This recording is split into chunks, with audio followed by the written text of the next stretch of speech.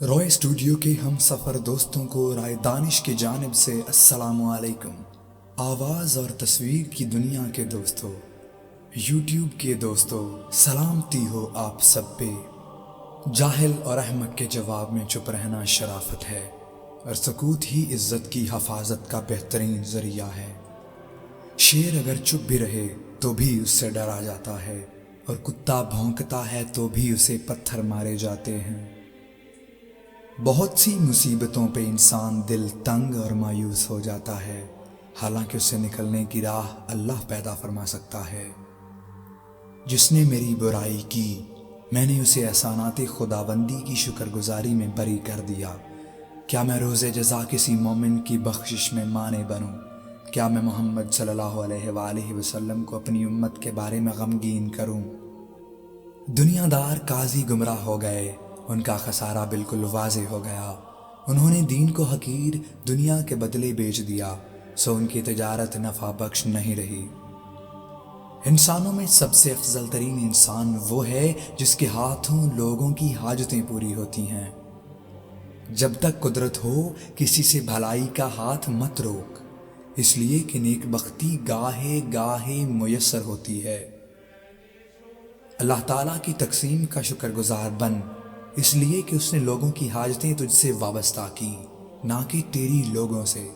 किसी ने पूछा कि क्या आशिक माशूक को गले लगा के चूम सकता है, तो आप रहमतुल्लाह अलैह ने फरमाया, अल्लाह बचाए कहीं ज़ख्मी दिलों का आपस में मिलना तक़वा को ख़त्म न कर दे।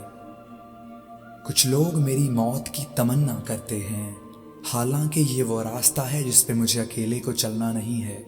ना तो मेरी हलाकत चाहने वालों की ज़िंदगी मुझे नुकसान पहुंचा सकती है, और ना ही मुझसे पहले मरने वालों की मौत मुझे हयात अबदी दे सकती है। शायद वो आदमी जो मेरी मौत का ख्वाह और कोशां है, मेरी वफ़ात से कबल वो खुद हलाक हो जाए। कुछ लोग इंतकाल कर गए, मगर उनके अच्छे अखलाक ने उन्हें ज़िंदा रखा, और कुछ लोग ज़िंदा हैं मगर उनकी हैसियत मुर्दा लाश की है। नबी पाक सल्लल्लाहु अलैहि वसल्लम की पाक औलाद मेरी नजात का ज़रिया हैं, और उन्हीं को हक़ ताला के हुजूर में अपना वसीला मानता हूँ। मैं उम्मीद करता हूँ कि कल क़यामत के दिन उन्हीं के वसीला से मुझे मेरे नामा आमाल दाहिने हाथ में दिया जाएगा।